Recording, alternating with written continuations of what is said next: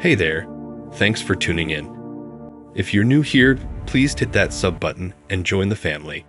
Smash that like button if you enjoyed today's stories.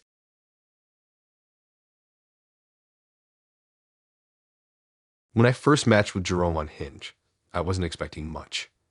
His profile was kind of a mix between trying too hard and not trying at all, like one photo in a badly lit bathroom mirror, but then another of him looking all put together in some outdoor wedding photo. I figured maybe he just didn't care about presentation, but was probably chill in person. And honestly, his messages were pretty normal. None of those weird one-liners or cheesy pickup attempts. Just stuff about how he liked cooking and hiking, and how he thought my dog looked like she had trust fund energy. Which, fair. We ended up meeting for coffee one afternoon, and I remember thinking, okay, this guy is surprisingly better in person than online. He had this quiet confidence, not in a showy way, but like he wasn't trying to impress me too hard. That made me relax a bit. Coffee turned into a long walk, which turned into dinner, and then before I knew it, we were seeing each other almost every weekend. It wasn't intense, just easy. He'd text me every morning, send me random photos of whatever he was cooking that night, and it felt like maybe this could be something. About a month in, we started hanging out more during the week, too. One night, we were watching some terrible action movie at my place, and he fell asleep halfway through. I remember looking at him and thinking, wow, I actually really like this guy. He'd never done anything weird, never been shady, and I didn't feel like I had to keep my guard up around him. That's rare. Then, him the Facebook tag. One Sunday afternoon, my friend posted a group photo from a barbecue we'd gone to the day before. I didn't think anything of it, just a bunch of us standing around in the backyard, holding drinks, looking casual. I was in the middle, and Jerome was right next to me with his arm resting lightly on my chair. Cute, right? Apparently not. About an hour later, I got a message request on Facebook.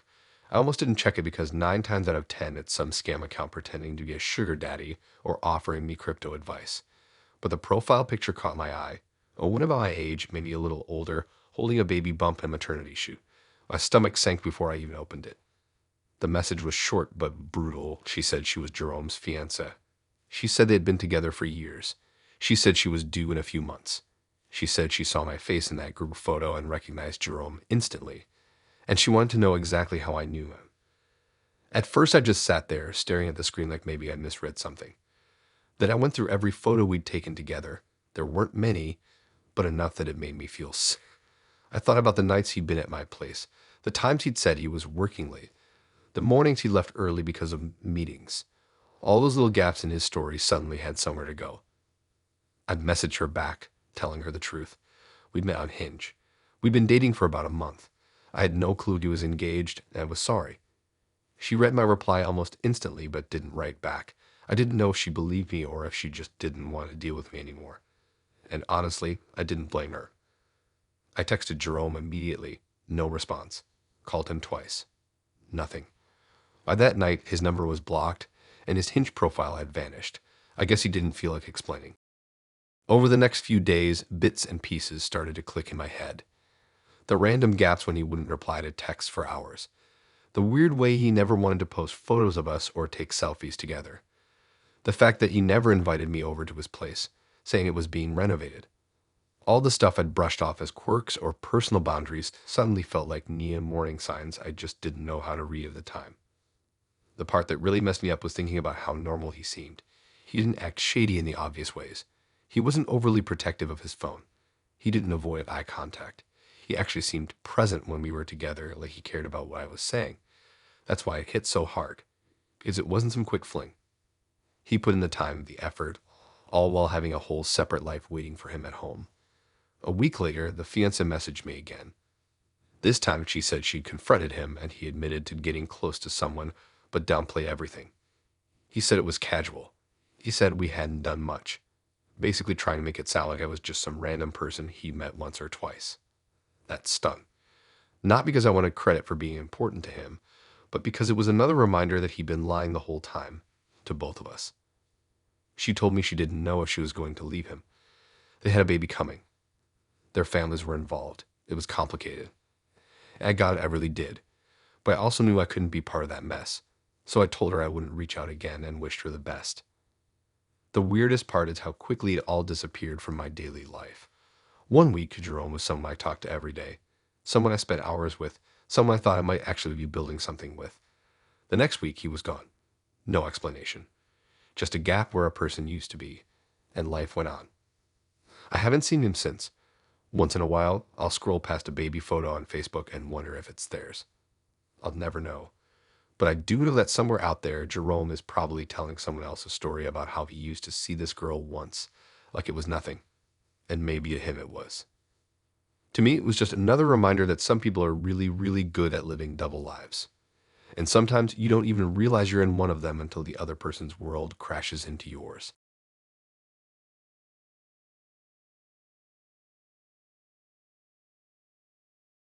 I wasn't even planning to go on Bumble that week.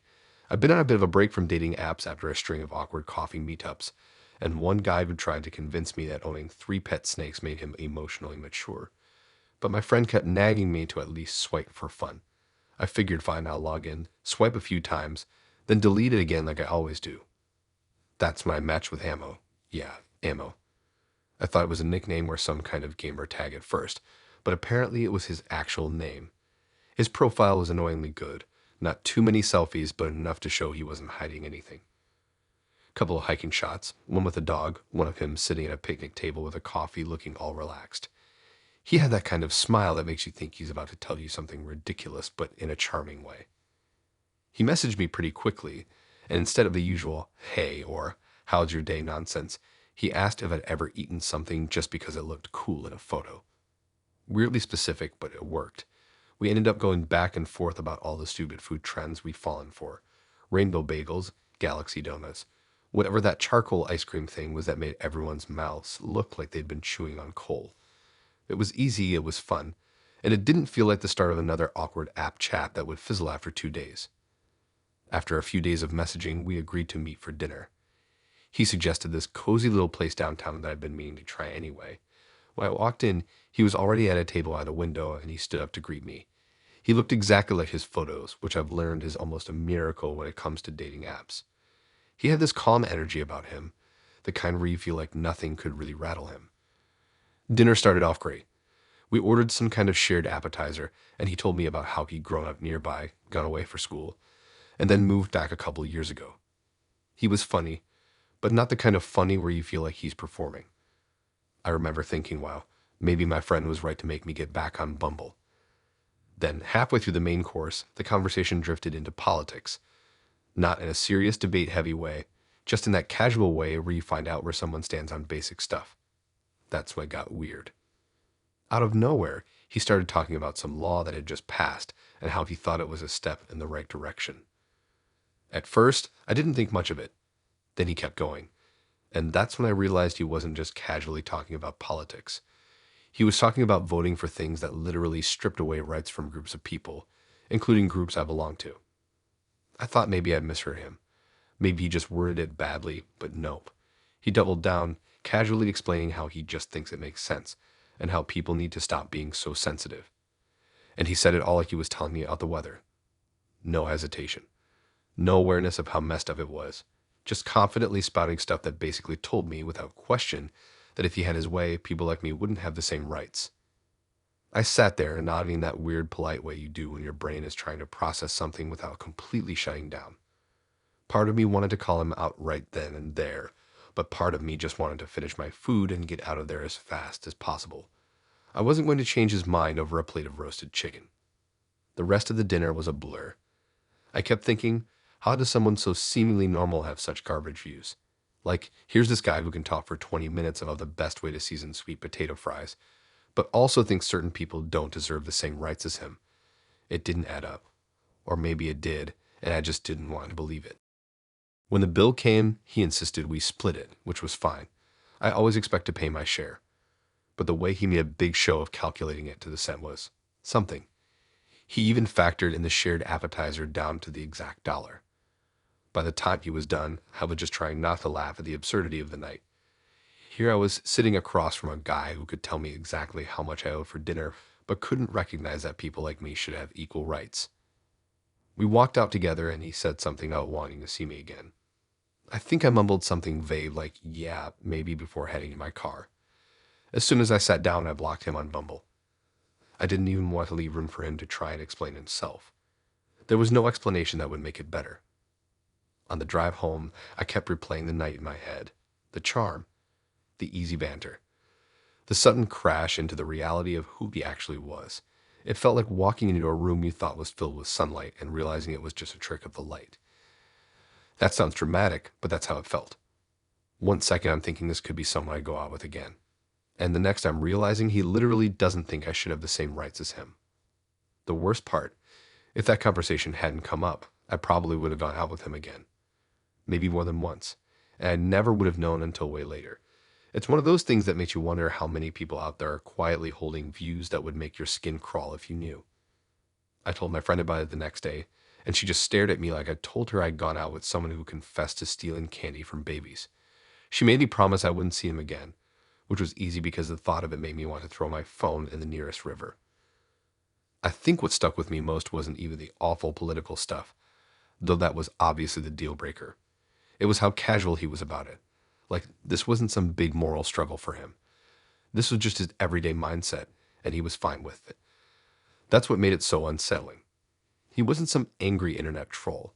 He was just a guy, sitting across from me at dinner, smiling, and talking about how he votes for laws that hurt people like me. And just like that, whatever charm I thought he had completely disappeared.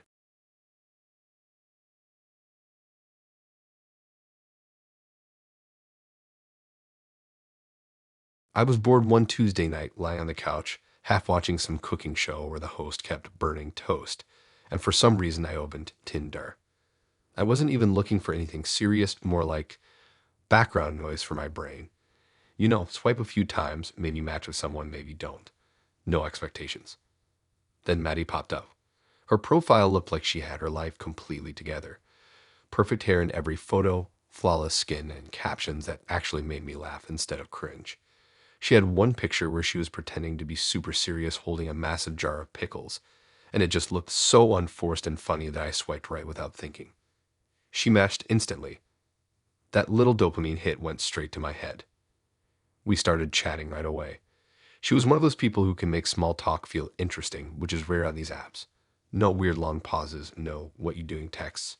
Just this steady back and forth where you start thinking, okay, this could be good. We made plans to meet that Friday. The first date was solid. We went to a little burger place near the river, grabbed food, then walked along the water for a while. She was effortlessly cool. She could go from joking about conspiracy theories to talking about music to ranting about how people should use turn signals.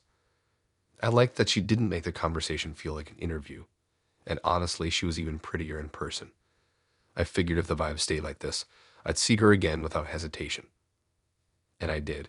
We went on a second date, then a third. By the fourth, it felt like we had this easy rhythm. We'd text most days, meet up on weekends, nothing too intense, but enough to feel like something was building. She started suggesting all these fun date ideas, a retro arcade, an underground comedy show, even a pottery class. Every time it felt like she had this way of picking places that made me think she was just really creative. Then I started noticing things. The first thing was at the arcade date. She kept taking little videos of me playing games. Not just casual, oh, this is cute clips, but like really deliberate angles. At one point, she crouched down with her phone while I was playing pinball and said, wait, do that again. I brushed it off, thinking maybe she just wanted to catch her a moment. But it happened again at the comedy show. She was filming me laughing. Not the stage, not the comedian, just me. And she'd keep her phone low, not super obvious, but I noticed. I asked her once what she was doing, and she just smiled and said she liked capturing candid stuff. Still, I didn't think too much about it until the night everything clicked. We were at her favorite taco spot, sitting at the bar. She excused herself to go to the bathroom, and while she was gone, the bartender, who apparently knew her, leaned over and said, "So, are you gonna be on her TikTok too?" I froze. I said something dumb like, maybe. And he laughed and said, "Yeah, she's always posting about her dates. It's hilarious." That's when my brain lit up with every weird moment she'd filmed me. The specific camera angles. The way she'd sometimes ask me to repeat a joke I'd made. The fact that she never posted anything about us on Instagram, but apparently had no issue making TikToks about me for strangers. When she came back from the bathroom, I asked her about it. She shrugged, totally casual, like it wasn't a big deal. She said she had this anonymous TikTok account where she told stories about her dating life and posted funny moments from her dates. I asked if she'd been posting me. She didn't even deny it. She just said, yeah, but no one knows it's you. Apparently, she'd been using our dates as material for her content. She framed it like it was no different from journaling, except instead of a notebook, it was a platform with thousands of people watching. She said she changed my name, blurred my face, made sure I wasn't identifiable. But the way she was talking about it made me realize she'd been planning this from the start. Every fun date idea, every quirky place we went. It wasn't just for us. It was for her audience. I didn't even know how to respond in the moment. Part of me wanted to laugh at how absurd it was, but the bigger part of me just felt weird. Like our whole thing had been one-sided. She got content. I got to be a character in her online highlight reel without even knowing it. The next day, my curiosity got the better of me. I did some digging and found her account. She wasn't lying. My face wasn't visible, and she never used my name. But the stuff she said made it painfully obvious to me that it was about me. The pickle jar joke from our first date. There, my terrible attempt at pottery. There, even a clip of me at the arcade, edited with some goofy music. The captions were all sarcastic takes about guys on dating apps and first date cringe. Her followers loved it. Comments were full of people laughing, giving her advice, asking for updates on Arcade Guy. I stared at it for a while, trying to decide if I should even care since no one else knew it was me. But the thing was, I knew, and it made every moment we'd shared feel like it wasn't real. I didn't confront her again. I just stopped replying to her texts. She messaged a few times and stopped. I haven't seen her in person since. Every so often, I check her account just to see if I pop up again. So far, nothing new. What stuck with me wasn't even the filming. It was the fact that the whole thing felt like I was in some scripted bit without knowing my lines. I thought we were dating. She thought we were collaborating, apparently. If someone's going to make me part of their internet content, I at least like to be on the joke. But with Maddie, I wasn't. I was just a prop.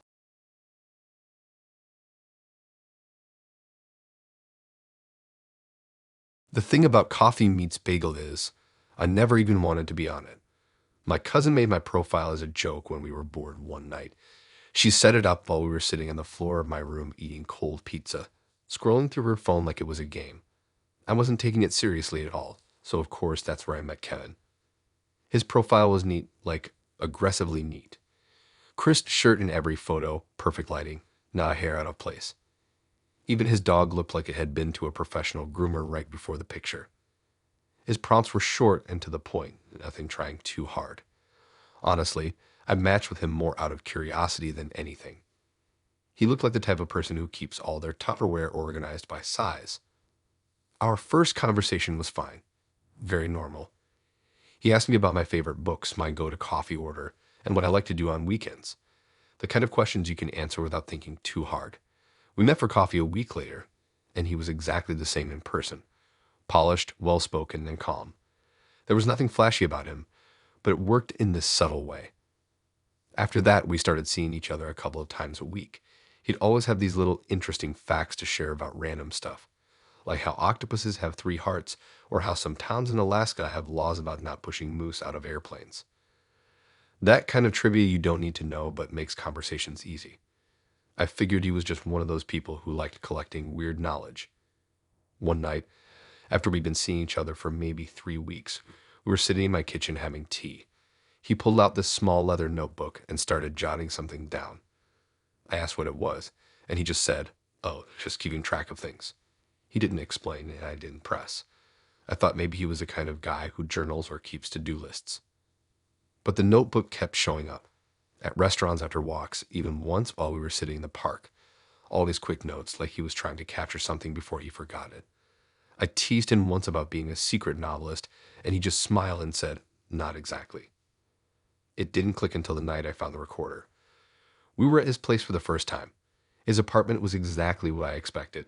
Spotless, minimal, the kind of place where you wonder if anyone actually lives there. While he was in the kitchen making tea, I was looking for the bathroom and passed by his desk. On top of it was this small digital recorder. The screen was still lit up. I glanced at it without thinking and saw the timestamp. It had been recording for over an hour. I froze. That was the exact amount of time I'd been there. When he came back with the tea, I didn't even sit down. I just pointed at the recorder and asked what it was. He didn't look embarrassed. He didn't even try to hide it. He just said, "I'm recording our conversations," like it was the most normal thing in the world. Apparently. And I'm still trying to wrap my head around this. He was doing some kind of research project for his master's thesis. His exact words were, "I'm studying female behavior in conversational settings," and he'd been recording everything we said since the first date. I asked if he'd even thought to mention it. He said no, because he didn't want it to influence my natural responses.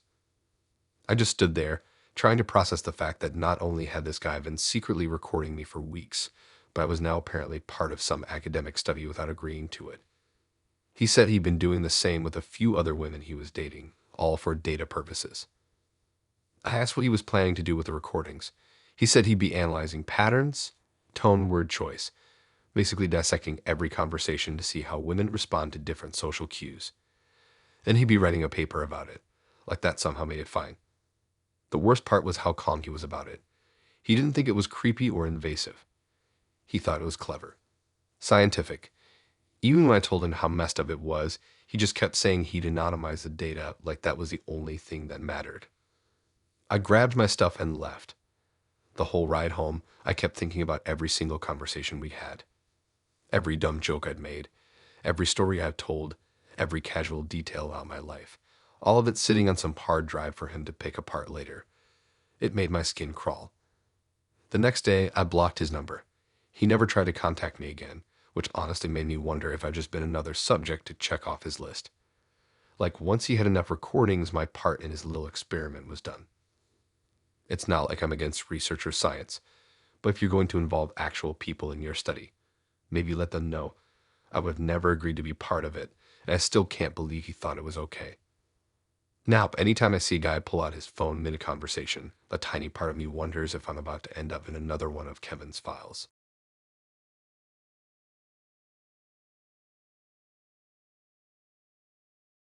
It started on a Wednesday night when I was supposed to be folding laundry, but instead was scrolling through Hinge. My bed looked like a fabric explosion. Socks, shirts, hoodies, but I wasn't in the mood to do anything productive. I told myself I'd just swipe for a bit and then get back to it. Amber's profile was the kind that makes you stop. Not in a flashy model type way, but more like she just had a warm face. Soft smile, freckles, and this one picture where she was holding a giant mug of coffee like it was the most important thing in the world. Her prompts were clever, but not overdone. She had one about loving rainy days, another about always being the mom friend in her group, and one about how she could make a mean lasagna. I swiped right without even thinking. She messaged first, said she liked my dog's name, which she'd noticed in one of my photos. We went back and forth a bit, talking about pets, favorite coffee spots, and somehow ended up debating the best fast food fries. It was easy. We set up a date for Saturday, just a casual meet-up at a little sandwich place in the city. That first date, solid. She was exactly how she came across in her profile. Easy to talk to, nice laugh, and she actually listened when I talked, which sounds basic but is rarer than you'd think. We ended up walking around after lunch, just talking about random stuff. Music, travel, dumb childhood stories. It felt like I'd known her longer than a couple hours. We saw each other again the next weekend. And the weekend after that. Then it started becoming a regular thing. Friday nights, sometimes Sundays too. We never had some big talk about what are we, but it was heading in that direction. She'd text me in the morning, sometimes just little things like, "Hope you have a good day," or a photo of her coffee. It felt nice. After about 2 months, I started introducing her to my friends. She fit in well, she'd hold her own in a group conversation, and just stick by my side, and even remembered little details people had mentioned before. My friends liked her. One night, we were out with a couple of my friends at this rooftop bar. The sun was setting, the city lights were just starting to come on, and everyone was in that perfect happy mood you get when you've had just enough drinks. Amber was leaning on the railing looking out at the view, and I remember thinking, yeah, this is someone I could see myself with for a while. Then a few nights later, we went out just the two of us. We were at this quiet bar she liked. Low lights, soft music, not a lot of people. We were having a good time, joking about how the bartender looked like he'd been in a boy band in the 2000s. Out of nowhere, she took a sip of her drink and said, you've been really useful for me lately. I laughed, thinking she meant something like helping her move a couch or fix her Wi-Fi. But then she kept talking. She said her ex had been kind of hanging around again. Not literally showing up at her place, but texting, liking her photos, making little comments. She said she'd been using me to make him jealous. I just sat there, drinking my hand, processing. She didn't say it like she was confessing something huge. She said it like she was telling me she'd used a coupon for groceries. Casual, like it wasn't a big deal.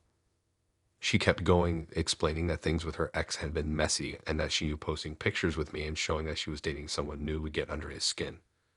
Apparently, it had been working. He'd been texting her more, trying to win her back, and she found it funny. I asked her if that meant she didn't actually like me. She said she did, but also admitted that the whole thing started as a way to get a reaction from him. And then she sort of shrugged like, oh well, what can you do? It was a strange mix of feelings. On one hand, I felt played. On the other, I weirdly wasn't surprised. Looking back, there had been little things, moments where she seemed extra interested in taking photos together, times when she casually mentioned her ex in conversation like she was testing my reaction. I'd brushed it off as normal breakup baggage. We finished our drinks in this weird in-between mood. I didn't storm out or make a scene, but I also didn't stick around long. She hugged me when we left like nothing was wrong. Over the next week, I thought about it a lot. Part of me wanted to just cut it off completely, but part of me was curious to see how she'd act if I pulled back. So I didn't reach out much. And sure enough, within days she was posting solo photos again. No mention of me, no tags. A friend of mine, who'd seen her around before, told me she'd read something her ex posted. A story about finally talking things out with someone. I didn't ask her about it. I didn't need to. Eventually, I just stopped replying to her messages. She didn't push it. I think we both knew it had run its course. The thing is, I don't think Amber's some evil mastermind. I think she was hurt, wanted to get back at her ex, and happened to be in the right place at the wrong time. But that doesn't make it any better. It's weird when you look back on something and realize you weren't the main character in your own story. You were just a plot device in someone else's.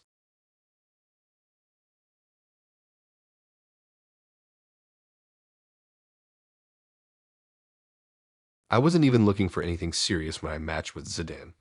Honestly, I was just swiping out of boredom while waiting for my noodles to cook. His profile didn't scream that this is the one. Just a few average photos, one blurry group shot, and a short bio about liking street food and late night drives.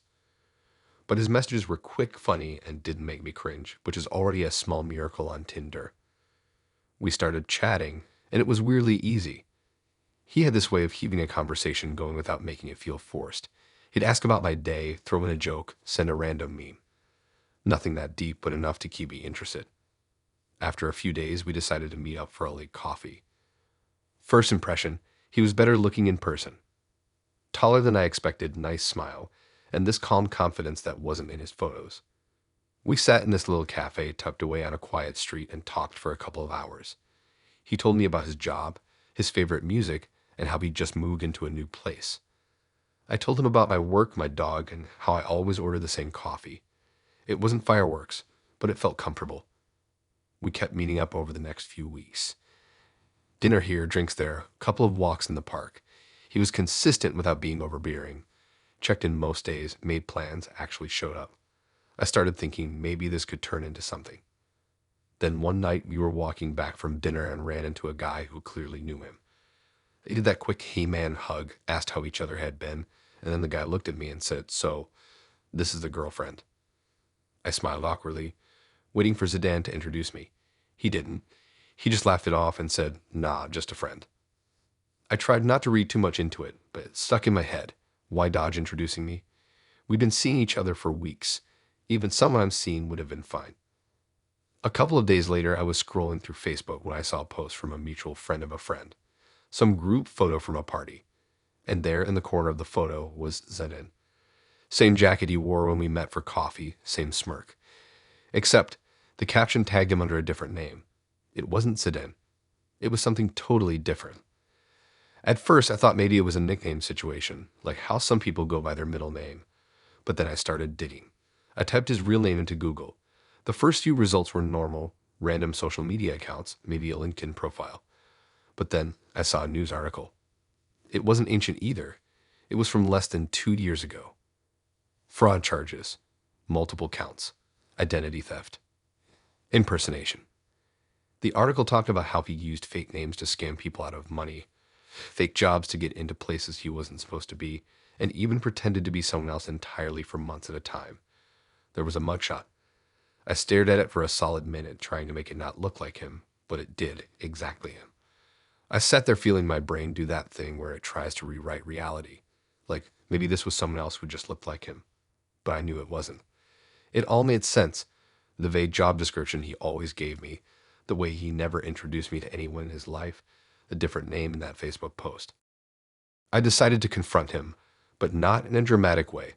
I texted asking if he was free to talk. He called me about an hour later, sounding normal, like nothing was wrong. I asked him straight up if Zidane was even his real name. He paused for a second, then said, "Not exactly." That was it.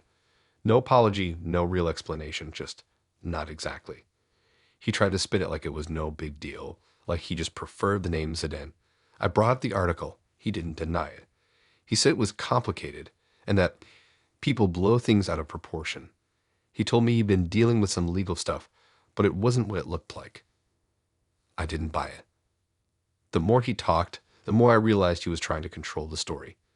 He kept throwing in these vague details that didn't explain anything and made me feel like I was the one being unreasonable for even asking. He said stuff like, "Everyone makes mistakes, and you can't believe everything you read online. But there's a difference between making a mistake and running an entire fake identity operation." After that call, I blocked him. I didn't even want to risk him trying to charm his way out of it in person. For a couple of weeks, I kept half expecting him to pop up somewhere, maybe at the cafe we went to, maybe in my DMs from a new account.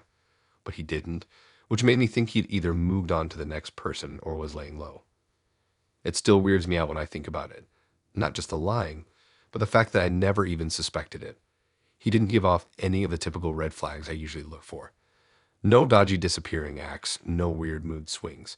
He was just normal, or at least he acted like it. Now, whenever I meet someone from an app, I can't help but wonder if their name is even real. It's not something you think about until you've dated someone who treated their own identity like a costume they could take on and off whenever it suited them.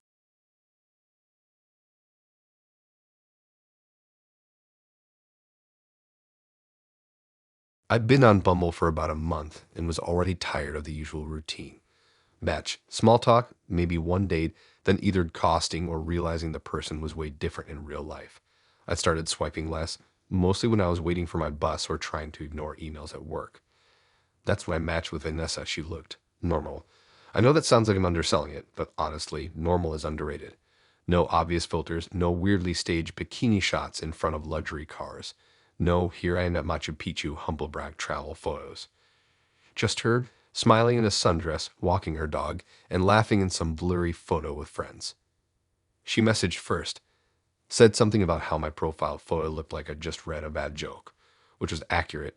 My friend had taken that picture right after telling me the dumbest pun in history. We joked back and forth, swapped a few voice notes, and within a couple of days, made plans for drinks. Our first date was at a cozy little bar near my place. She was there first, sitting at the end of the bar with a glass of wine and scrolling through her phone. She looked even better in person, softer features, more relaxed than in her photos. Conversation was easy. We covered the usual topics: jobs, favorite food, bad dating stories. But she also had this way of actually digging into my answers without it feeling like an interrogation. Over the next couple of weeks, we kept seeing each other. We did brunch, walked around the park, watched movies at my place. She never seemed in a rush to define what we were, but she was consistent, checked in with me, made plans, followed through. It felt stable. Then one night, we were sitting on my couch, eating takeout and talking about random stuff when she casually mentioned she was married. I actually laughed at first because I thought she was joking, but she didn't laugh back. She just took another bite of her food and said, "Yeah, but it's fine, we're in an open relationship." My brain immediately started running in three directions. One part was thinking, okay, maybe she and her husband have some kind of arrangement and this is all above board. Another part was trying to figure out if I'd missed any obvious hints. And the third part was screaming, wait, she's married. She went on to explain that she and her husband do their own thing. and it works for them. She said it like she was telling me her favorite type of coffee. Totally matter of fact. I asked if her husband knew about me, and she said, not yet, but he's cool with it. That didn't sit right. I started asking more questions. The more she talked, the more I realized her open relationship wasn't exactly a mutual agreement. From what she described, it sounded like her husband had no idea she was actually going out with other people. She kept saying stuff like, it's fine, he wouldn't care, and we don't talk about it, so it's basically the same thing. I don't know much about open relationships, but I'm pretty sure both people have to know about it for it to count. The rest of the night was weird. I tried to keep the conversation going, but in the back of my head, I was wondering if I was basically just helping someone cheat, and not in that their relationship is ending anyway kind of way, in that their spouse thinks everything's fine, and I'm the secret kind of way. After she left, I sat there trying to figure out what to do. On one hand, she was an adult making her own choices. On the other, I didn't sign up to be part of someone's secret life. We met up one more time after that. I brought it up again, trying to be as direct as possible. I asked if she'd told her husband about me yet. She just smiled and said, not yet, but I will if it gets serious. That was my answer right there. It wasn't an open relationship. It was just her doing whatever she wanted and hoping her husband never found out. So I stopped replying to her messages after that. She sent a couple of, hey, how's your week? Texts, then nothing. About a month later, I saw her by chance. I was grabbing groceries and she was in the same store, holding hands with a guy who I assumed was her husband. It looked like any other married couple, laughing, deciding on what cereal to get, totally in sync. I didn't say anything. I just turned down another aisle and hoped she didn't see me. Walking out of the store, I felt a mix of relief and discomfort. Relief because I'd gotten out of that situation before it got more tangled, and discomfort because I'd been part of something I never wanted to be involved in. It's one thing to date someone who has baggage. It's another to date someone who's keeping their marriage in the dark and pulling you into it without telling you from the start. Now, whenever I'm on an app and someone says they're in an open relationship, I ask follow-up questions right away. Not because I'm judging it, but because I want to make sure it's actually open, not just one person playing single while the other person is blissfully unaware. And if they hesitate even for a second, I'm out.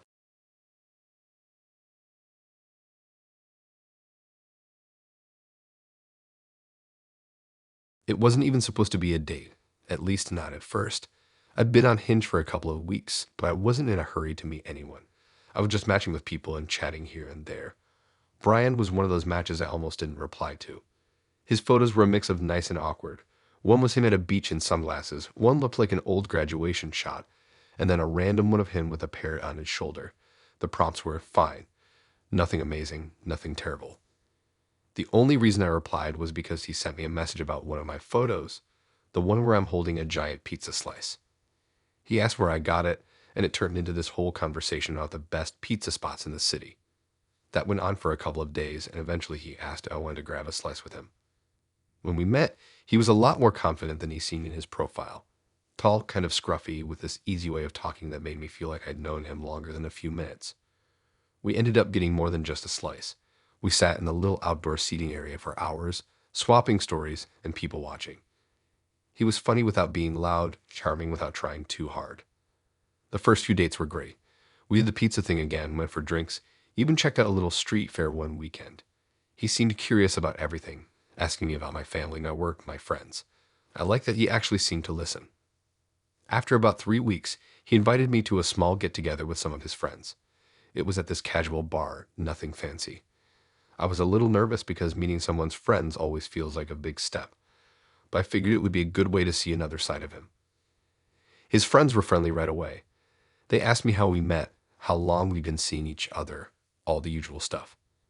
But then one of them, a woman who seemed to know him really well, made this little joke about how Brian changes every season. I didn't get it till I asked what she meant. She laughed and said something like, oh, every few months he reinvents himself. New hobbies, new backstory. I thought she was just teasing him. Until later that night when another friend asked me what Brian had told me about where his family was from. I told him what he'd said, a specific country, a whole story about his grandparents moving here, traditions they kept, the food they made. The friend raised an eyebrow and said, that's interesting, then quickly changed the subject. That stuck with me. Over the next week, little things started to pop up. He mentioned growing up in one neighborhood, then later talk about a totally different one like it was his hometown. Once he told me his mom's side of the family spoke one language, then a couple of days later claimed they spoke another. It wasn't just small slips. These were details that didn't line up. And I realized I didn't actually know anything about him beyond what he told me, which might not be true at all. I decided to be subtle about it. One night, while we were hanging out at his place, I casually brought up something he'd told me before, about his dad teaching him to cook a specific dish when he was a kid. He looked at me blankly for a second, then said, "Oh, yeah, I guess he did." The way he said it, like he was trying to remember the story himself, made my stomach twist. A couple of days later, I was talking to a mutual acquaintance, someone I'd met through his friend group, and I'd mentioned his background. They kind of laughed and said, "Oh, so that's the story he's going with this time." That's when it all clicked. Apparently, Brian had this habit of changing his ethnicity and background depending on who he was talking to. Sometimes he claimed to be from one place, sometimes another. He picked whatever made him seem more interesting in the moment. His friends had all noticed it over the years, but they just saw it as one of his quirks. For me, it wasn't quirky. It felt fake. The next time we met, I didn't bring it up right away. But when he launched into yet another version of his family story, this time completely different from the others, I just looked at him and asked, "Why do you keep changing it?" He laughed like it was nothing and said, "It's just fun to mix it up." Fun, like inventing a fake identity for yourself was the same as telling a joke. He said people are more interested when you have a unique story, so he'd like to switch things up. I didn't even know how to respond to that. It wasn't just about trying to seem interesting. It was the fact that he didn't see any problem with lying about who he was to the people he dated. It made me wonder what else he'd lied about. After that, I started pulling away. I stopped making plans, took longer to reply to his messages. Eventually, it fizzled out. He didn't seem too bothered. Looking back, I think the weirdest part was how easy it was for him to lie with a straight face. He could tell one story one week and a totally different one the next without missing a beat. No hesitation, no guilt, just smooth delivery every time. And maybe his friends could laugh it off, but for me, it was just a reminder that if someone's willing to rewrite their own life story on a whim, they're probably not the kind of person you can trust with yours.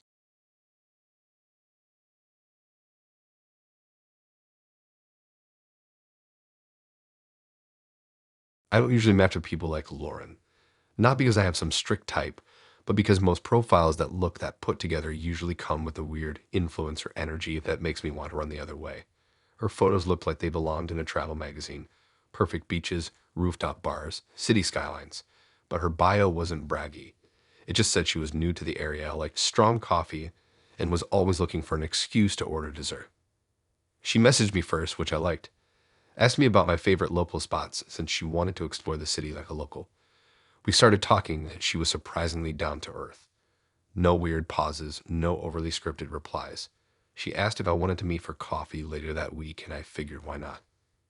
We met at a small cafe near the library.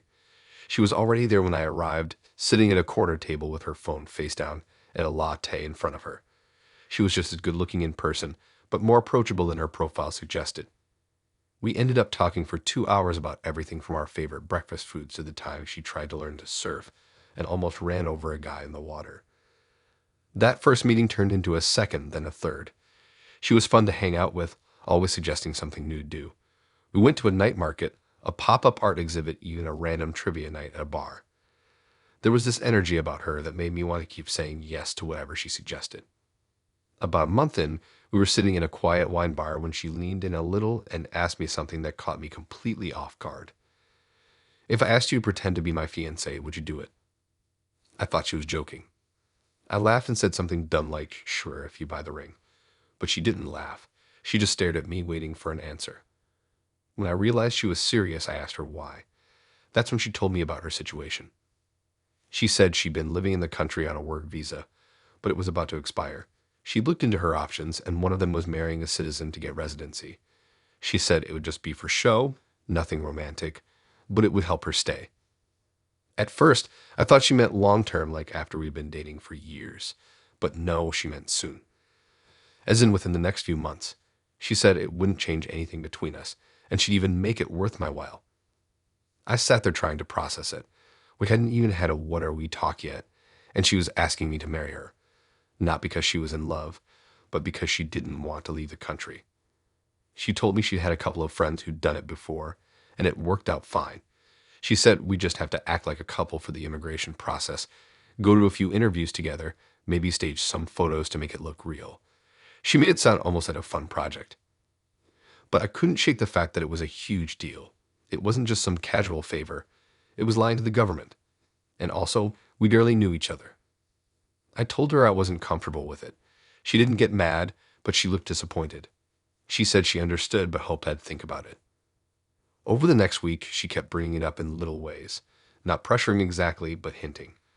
Sending me links to articles about how to make it work, talking about how she'd cook for me every day, how she could help with rent.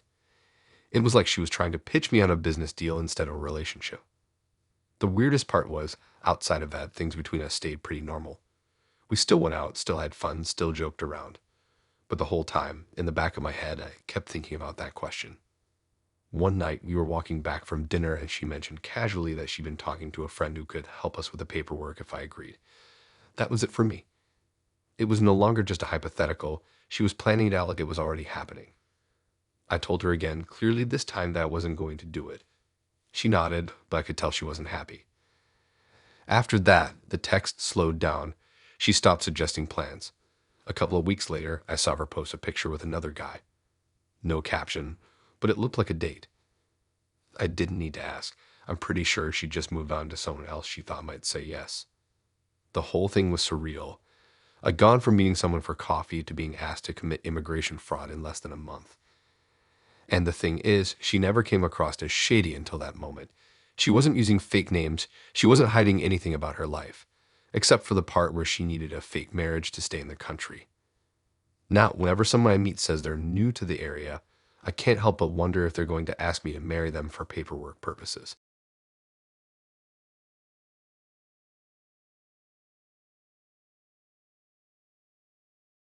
Matt wasn't the kind of guy I normally match with.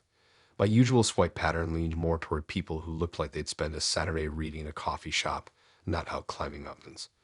His profile was basically a catalog for outdoor activities: hiking, camping, kayaking, holding a fish the size of his forearm. He had the scruffy beard, the windbreaker, the kind of smile that said he probably owned more than one flannel shirt. But the one thing that made me stop was his bio. I make a mean breakfast sandwich. That was it. No cheesy quotes, no inspirational lines, no list of favorite TV shows. Just a bold statement about breakfast. So naturally, I had to ask. I messaged him. That's a strong claim. Any witnesses? He replied in about 2 minutes. Multiple. All satisfied customers. We matched on a Thursday and decided to meet that Saturday for drinks. I was half expecting him to show up in hiking boots, but he came in jeans and a plain t-shirt, which made him look more approachable. He was relaxed, easygoing, and didn't have that "I'm on a date" stiffness you sometimes get from people. We ended up talking about food for a while, why breakfast food is superior, how brunch is overpriced, why frozen hash browns taste better than fresh ones sometimes. The night went well, and we agreed to meet again. Over the next couple of weeks, we saw each other a lot. Dinner one night, a walk along the river the next weekend, coffee during the week. He had a way of making even the smallest plans feel enjoyable. Then, 3 weeks in, he invited me over to his apartment for dinner. It was a small but tidy place. Not staged for company tidy, but the kind of space where you can tell someone actually lives there and just takes care of it. He cooked pasta from scratch. I didn't even know people really did that outside of cooking shows. We ate at his little dining table and talked about travel, music, and random childhood memories. And then, mid-story, he casually mentioned his daughter. Now, I'm not opposed to dating someone with kids, but I didn't know if he had one. It had never come up. I asked how old she was. He said, smiling, 20. I'm 22. It took me a second to do the math in my head, but when it clicked, I just sat there for a moment trying to play it cool while my brain spun. I asked a couple of follow-up questions: where she lived, what she was studying, and he told me she was in college and lived with her mom most of the time. He didn't seem at all concerned about the fact that his daughter was only 2 years younger than me. He just kept the conversation moving like it was no big deal. I was the one stuck thinking, wait, what? I decided not to make a huge deal out of it right then. I figured I'd process it later and decide if it was something I could get past. The processing came a lot sooner than I expected. The next week, I was at his apartment again. We were making dinner, this time tacos, when there was a knock at the door. He went to answer it, and in walked a young woman who looked vaguely familiar from the few photos he had on display. It was his daughter. Apparently, she needed to grab some things she'd left at his place. He introduced us quickly, and I could see the recognition in her eyes. Not that she knew me, but that she was clearly aware of the age thing too. She was polite, but there was an awkwardness between us immediately. We made small talk while she grabbed her stuff, but I could tell she was studying me. She didn't say anything unkind, but I could feel the question hanging in the air. Why was her dad dating someone so close to her age? When she left, I laughed nervously and said, "Well, that was unexpected." Matt just shrugged and said, "Yeah, she drops by sometimes." I couldn't shake the image of her standing in the doorway, looking at me like she was trying to figure out whether I was just a friend or something more. After that night, things felt different. I started picturing all ways this could get awkward. What if we ran into each other somewhere without Matt there? What if we ended up at the same party or, worse, shared a mutual friend? It wasn't just the age thing. It was the idea of navigating a dynamic where I was technically in a relationship with her dad while being almost her peer. And the fact that he hadn't told me about her until weeks and bugged me. Not because I thought he should have given me his entire life story on the first date, but because having an adult daughter so close to my own age feels like a fairly important detail to share early on. A couple of weeks later, I brought it up. We were sitting in a little cafe, and I told him honestly that it had thrown me off to find out so late. He said he didn't mention it earlier because he didn't want to scare me away before I got to know him. He said it like it was perfectly reasonable. I understood his logic on some level, but it still didn't feel right. After that, I started putting a little distance between us. I was slower to respond to texts. I didn't suggest plans. The connection we had at first started to fade, replaced by this constant awareness of the elephant in the room. Eventually, it just fizzled out. No big fight, no dramatic ending. We just stopped reaching out to each other. Looking back, the weirdest part wasn't meeting his daughter. It was the fact that he seemed completely unfazed by how strange the situation might feel for me. It wasn't just about her being 2 years younger than me. It was about stepping into someone's life and realizing that there was this huge, complicated relationship dynamic I wasn't prepared for. And maybe if he'd told me from the start, I could have decided right away whether I was okay with it. But finding out the way I did, it just made everything feel like I'd walked into a story halfway through with no clue about the first chapters. Sometimes I still think about the moment his daughter walked in that night. The polite smile, the quick hello, the way her eyes flicked between us like she was trying to read the situation. I don't think she ever will know exactly who I was to her dad, and honestly, I'm fine with that. Because truthfully, I'm still not totally sure I knew who I was to him either.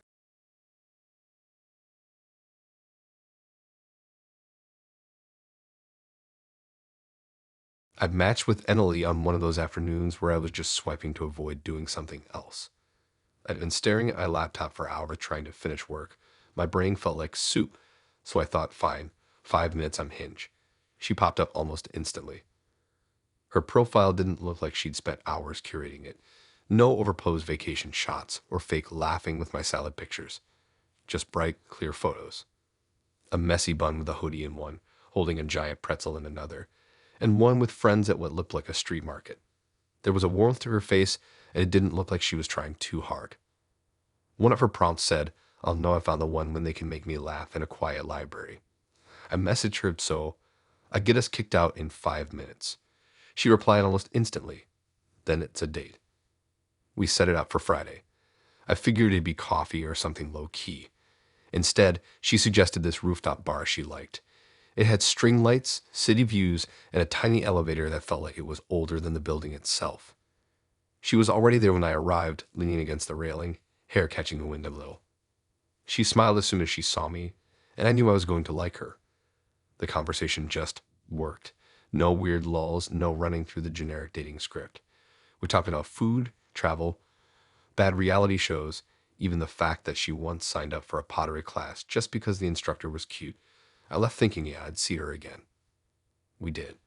More than once. Dinner at Cozy Pasta Spot. Walking around a night market. Grabbing dessert after work and eating it in the park. She was one of those people who could make anything feel fun. We didn't talk about what we were yet, but it was moving in that direction. Then one night, about a month in, she invited me over to her place for dinner. Her apartment was the definition of cozy. Plants in every corner, books stacked in uneven piles, a little record player in the corner. We cooked together, put on music, opened a bottle of wine. Halfway through dinner, she set down her fork, looked at me with this calm seriousness, and said, "Before we keep seeing each other, I need you to sign something." I thought she was joking. I laughed and said, "What, like a contract?" She didn't laugh. She walked over to her desk, pulled out a folder, and handed me an actual document. It was an NDA. I stared at it, trying to figure out if I was on some hidden camera prank show. She explained that she was in talks to be on a reality TV series. She wouldn't say exactly which one, but hinted it was dating related. The NDA, she said, was so I couldn't talk about her involvement, her personal life, or share anything about our time together with anyone, online or otherwise. It wasn't short either. Pages of clauses about confidentiality, no posting photos without her permission, no telling anyone I was seeing her unless she approved it. It even had a line about not disclosing any sensitive emotional material that came up while we were together. She said it was standard procedure for anyone in her life right now. She made it sound like it was no different than signing a waiver at a gym. I asked her if she gave this to everyone she dated. She said, only the serious ones, which caught me off guard because I hadn't realized I was in the serious category yet. I skimmed it again. It was intense. Signing it would basically mean I couldn't even tell my best friend I was dating her without running it by her first.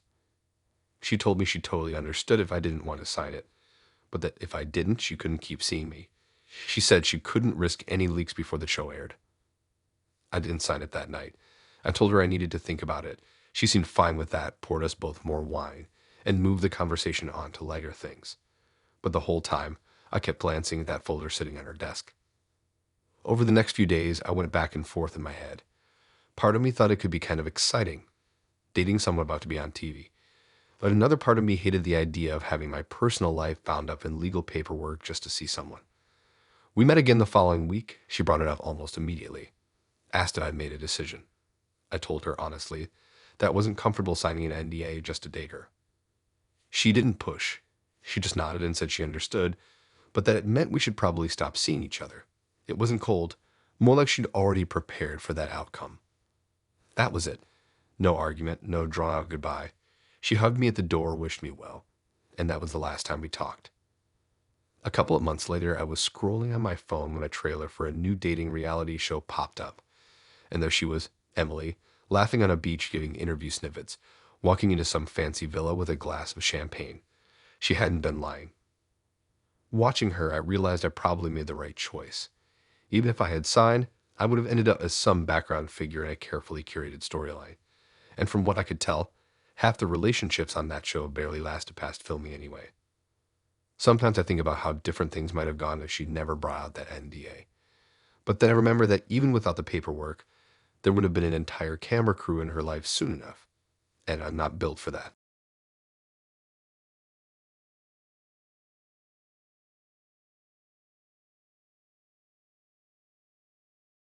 I only downloaded Coffee Meets Bagel because a coworker wouldn't stop bringing it up at lunch. She kept saying it was different from Tinder and Bumble, that the people on there were more serious and actually looking for something real. I'd roll my eyes every time, but one night, while half watching TV and scrolling through my phone, I decided to give it a shot. The sign-up process was slower than the other apps. You had to fill in all these little prompts and upload a set number of photos before you could even look at matches. I didn't take it too seriously. A couple of normal selfies, one of me with friends, and one where I was holding a coffee because, well, I do drink a lot of coffee. Chris popped up the next morning. His profile wasn't over the top. A couple of nice photos that actually looked like they'd been taken by other humans, not self-timers. He had one where he was sitting outside at a cafe, another with friends at some outdoor event, and one where he was in a park with a dog that I wasn't sure was his. His bio was short: good coffee, live music, and interesting conversations that last too long. Simple. He messaged me first, which I appreciated. His opening line was about coffee, asking me my go-to order and saying I looked like someone who would have strong opinions about lads. We bantered back and forth for a while. It was light and funny. We joked about hot chocolate being a children's drink, but still secretly the best. Within a week, we set up a brunch date. We met at a small place downtown that did breakfast all day. He was already there when I arrived, sitting at a corner table with a cup of coffee and reading something on his phone. In person, he looked exactly like his photos. Not taller or shorter than expected, not wildly different. Just Chris. The first date went well. Conversation was easy, no long awkward silences. We talked about music, work, travel. After brunch, we walked around the neighborhood for a while, ducking into a couple of little shops. He had a calm, steady energy that made me feel comfortable right away. Over the next couple of weeks, we went out a few more times. One night, we got drinks at a little wine bar. Another afternoon, we walked along the pier. Once we met for coffee and ended up talking for almost 3 hours. I remember thinking, okay, maybe my coworker was right about this app. Then came the night that changed everything. We were at a quiet bar, sitting at a small table near the back. About half an hour in, Chris got a phone call. He glanced at his screen, muttered, "Sorry, I have to take this," and stepped outside. I figured it'd be quick, but 10 minutes passed, then 15. When he came back, something about him felt different. Not angry or upset, but restless, like he was somewhere else in his head. I asked if everything was okay, and he said it was just some work stuff. He brushed it off and changed the subject. I didn't think much more about it until 2 days later. I was scrolling through my phone, catching up on local news, when I saw a post from a community alert page. It was about a man wanted for assault charges and skipping a court date. There was a grainy security photo attached. My stomach dropped. It looked exactly like Chris. At first, I tried to tell myself it was just a resemblance. Bad lighting, low-quality photo, maybe I was reading too much into it. But the longer I looked, the more I was sure. Curiosity got the better of me. I typed his full name into Google. It took me a minute to find the right one, but when I did, my heart started pounding. There were old social media accounts, nothing unusual there. But there were also court records. Same name, same city, multiple charges including assault. The dates lined up with the post I'd just seen. I sat back in my chair, staring at the screen, my mind running in circles. Could it really be him? Was I overreacting? But then I remembered that strange, distracted energy he had after that phone call, and the fact that he never told me much about his work or his past. The next time we met up, I decided I wanted to hear his story without accusing him outright. I asked casual questions about where he'd grown up, where he'd lived before, if he traveled much. He gave vague answers, but nothing that screamed criminal on the run. Then when I asked if he traveled recently, he laughed and said, "Nah, can't leave the state right now." He said it like a joke, but my stomach turned. I pushed a little more, and that's when his tone shifted. He got slightly defensive. Not yelling or angry, but closed off. He said he didn't like talking about personal legal stuff with someone he was just starting to date. That was enough for me. That night, I went back to that news post and compared the grainy photo to one of his profile pictures side by side. It was him. The jawline, the way his mouth curved slightly on one side when he wasn't smiling, identical. I blocked his number, deleted him from Coffee Meets Bagel. About a week later, I saw another post in the same community alert group. He'd been arrested. There weren't many details, but it said he'd been taken into custody and was awaiting further court proceedings. I just sat there staring at the screen, thinking about the fact that I'd been sitting in bars and walking through quiet streets with this guy, completely unaware that he was wanted for violent charges. The thing that still gets me is how normal he seemed. You think you can spot someone hiding something like that, but he didn't act sketchy in the obvious ways. He showed up on time, paid for his drinks, asked me about my week, told me about his favorite bands. If you didn't know his past, you'd think he was just another decent guy trying to meet someone. And maybe that's what unsettles me most. Not just that I met him, but that if I hadn't stumbled across that post, I might have kept seeing him. Kept walking into situations where I was alone with him. Kept letting my guard down. Now, I don't ignore that gut feeling anymore. When someone avoids talking about their past or makes jokes about legal trouble, I take it seriously. Because apparently, sometimes it's not a joke at all.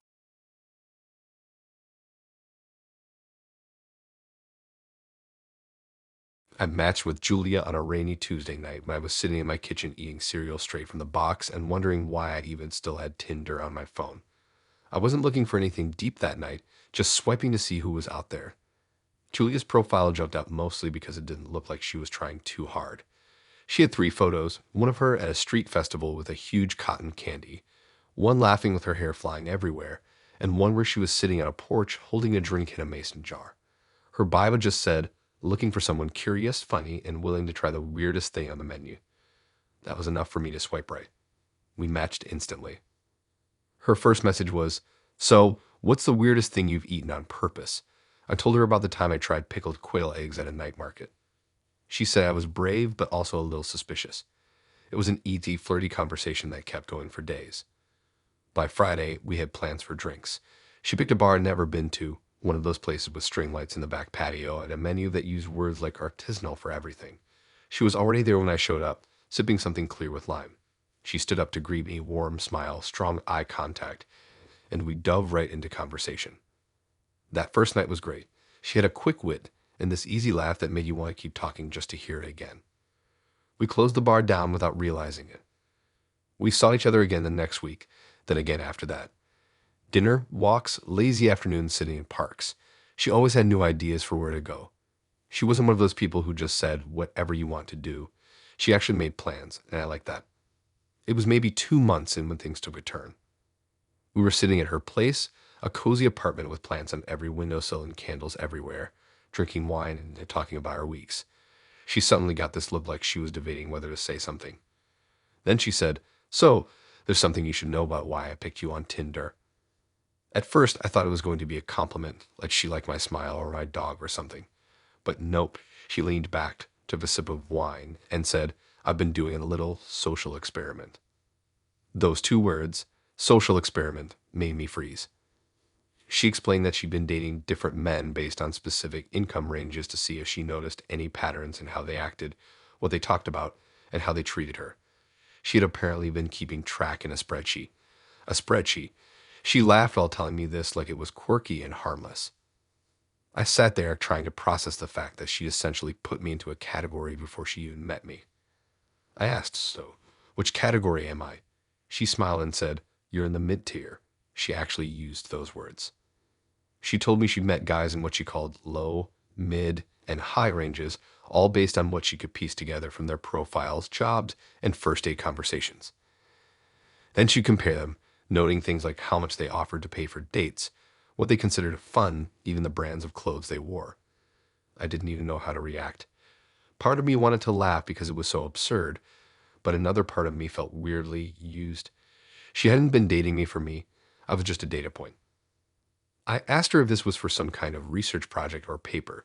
She said no, she was just curious, just curious. She even admitted she hadn't told any of the guys she was doing this, because that would ruin the natural results. The more she talked, the more I realized how intentional it all was. The way she'd steered certain conversations to get information out of me, the subtle questions about my work, my spending habits, even my grocery shopping. She'd been pulling data without me even knowing. When I didn't say much, she tried to soften it. Said I was actually one of her favorite case studies so far. Favorite, like I was part of some lab project she'd been running out of her living room. I didn't blow up at her. I just shut down. We finished our drinks. I made up some excuse about an early morning, and I left. On the way home, my brain was running in circles.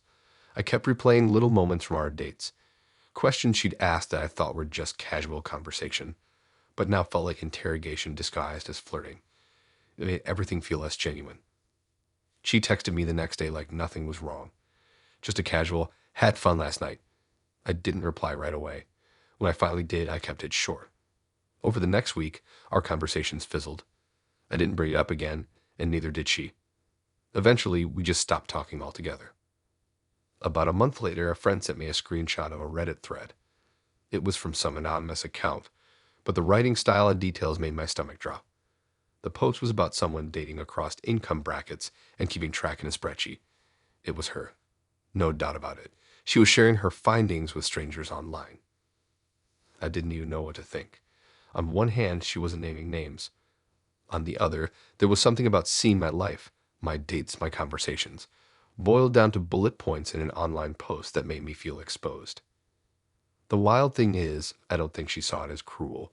She seemed to genuinely think it was harmless curiosity. But for me, it killed any sense that what we had was real. From the very start, I was just a number in a column.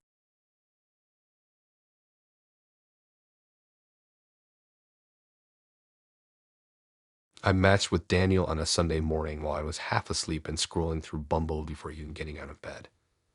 His profile is the kind that doesn't blow you away, but makes you think, okay, this guy seems normal enough. He had a couple of casual photos, one at a barbecue, one hiking, and one that looked like it was taken at a wedding where he was wearing a suit, but still somehow looked relaxed. What got me was his first message. Instead of the usual boring, hey, he sent me a question about which cereal was objectively the best and why it was Cinnamon Toast Crunch. That started a surprisingly passionate back and forth about breakfast food that lasted for most of the morning. By the afternoon, he asked if I wanted to grab coffee sometime that week. We met up at a small cafe near the park. He was already there when I arrived, sitting by the window with a coffee and a book. He stood to greet me, warm smile, solid handshake. In person, he had that calm, steady presence that makes you feel comfortable right away. Conversation flowed easily. He was curious without being pushy, funny without being over the top. The first date turned into a second, then a third. We went for a walk by the river, checked out a food truck festival, even grabbed tacos late one night after a movie. He was consistent, always texting to check in, always making actual plans instead of just saying we should hang out sometime. It was probably around the fifth or sixth time we hung out that things started to feel different. Not bad exactly, but like there was this undercurrent I couldn't quite place. Daniel had a habit of steering conversations in oddly specific directions. He'd ask about times I'd been stressed, what made me anxious, how I dealt with conflict. At first, I figured he was just one of those deep, reflective types, but the pattern kept showing up. One night, we were sitting at my place after dinner, and he asked me how I thought my childhood shaped the kind of relationships I have now. That's not a question you usually get from someone you've been dating for less than a month. I laughed and said, wow, going deep tonight. He just smiled and said he liked understanding people. A week later, we were at his apartment. It was clean, organized, almost too neat. Bookshelves lined with psychology books, self-help guides, and a couple of academic-looking binders. I didn't think much of it until I spotted a thick notebook on his desk with my name written at the top of a page. I didn't read it, but the fact that my name was there at all made me pause. That night, I asked about his work. He told me he was a therapist. I didn't think that was weird. I actually thought it was kind of interesting. But then he mentioned something that made my stomach knot. He said he'd been testing some theories from his sessions on me. I asked him what that meant, and he explained that he was experimenting with how people respond in certain social and emotional situations. He said he was curious about whether the patterns he saw in his clients would also show up in dating. He said it like it was no big deal, like he just told me he tried a new recipe. I sat there trying to process the fact that the personal conversations we'd been having, the ones I thought were genuine moments of connection, were actually part of some informal research project for his own curiosity. He admitted he'd been taking notes after our dates. When I asked if this was for school or work, he said no. This was just for him. I told him it felt manipulative. He insisted it wasn't, and he wasn't trying to hurt me or trick me, just gather insights. He said he genuinely liked me, but also saw me as an opportunity to test some ideas he'd been thinking about. It made me rethink every conversation we'd had. The questions about my past, my fears, my habits, all of that suddenly felt like data collection instead of getting to know me. I felt like I'd been on some kind of unknowing emotional treadmill while he stood there with a clipboard. I didn't blow up at him. I just went quiet. We finished the night politely, and when I left, I knew I wasn't coming back. Over the next few days, he texted me like nothing was wrong. I didn't respond right away. Eventually, I sent a short message saying I wasn't comfortable with the way he'd been using our conversations for his own experiments. He replied saying he understood, but that he thought I was overreacting. We didn't talk again after that. A couple of weeks later, I was grabbing coffee at the same cafe where we first met. I saw him sitting at a table with another woman. He was leaning in, asking her something with the same focused look he used with me. I wondered if she knew she might end up in one of his mental case files too. The thing is, I don't doubt that Daniel genuinely enjoyed my company, but he also saw me as material. And once you realize you're not just a person to someone about a subject, a thing to study, it's impossible to unsee it.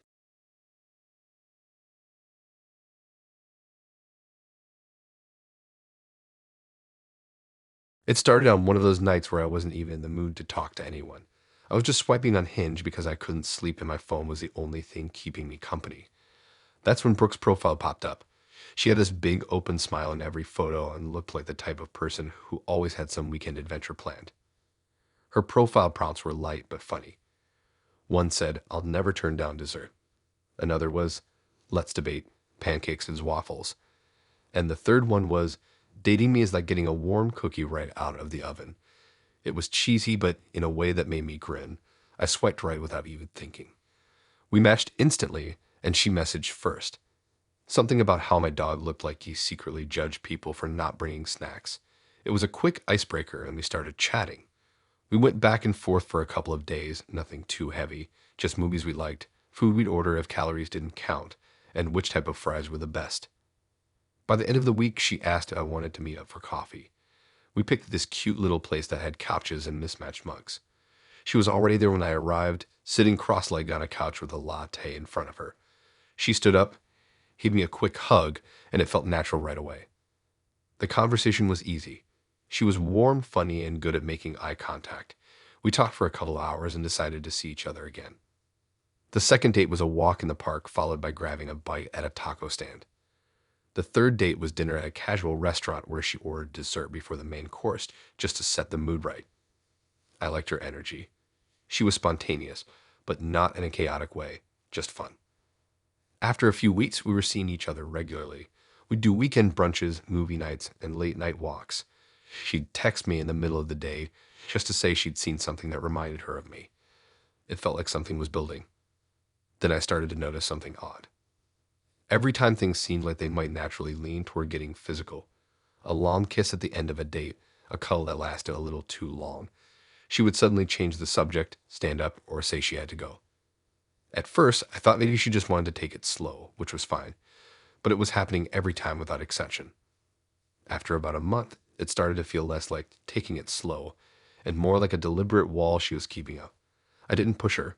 I figured when she was ready, she'd let me know. Then came the night that explained everything. We were at a small bar, sitting at one of those high tables, sharing a plate of fries. We'd both had a drink, and she was in a chatty mood.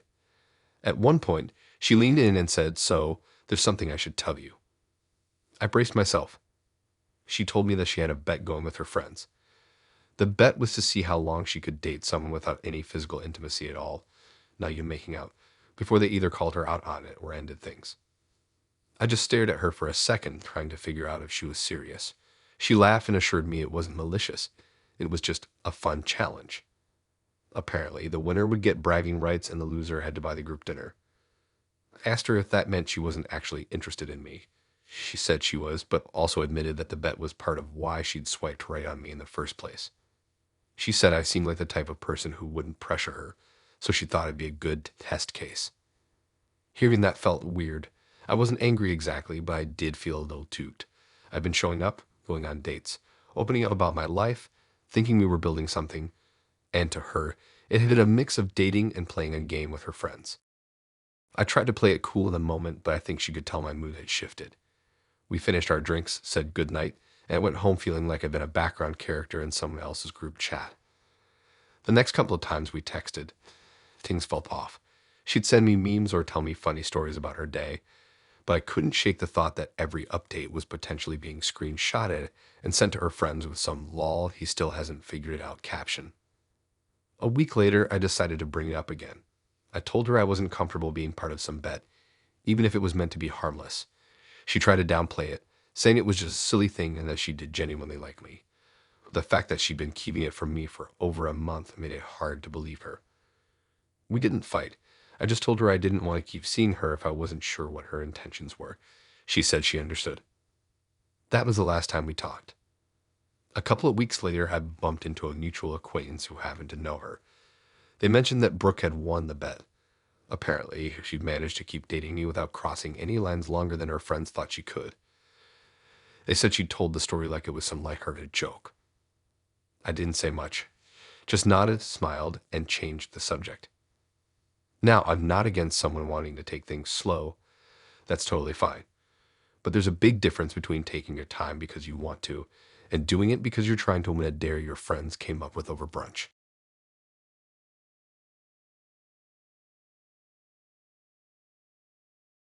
Ryan was one of those Tinder matches I almost swiped left on because his profile gave me mixed signals. Half of his photos looked like they'd been taken at frat parties years ago, and the other half looked like he was auditioning for a role as young guy in a startup office. But his bio made me laugh.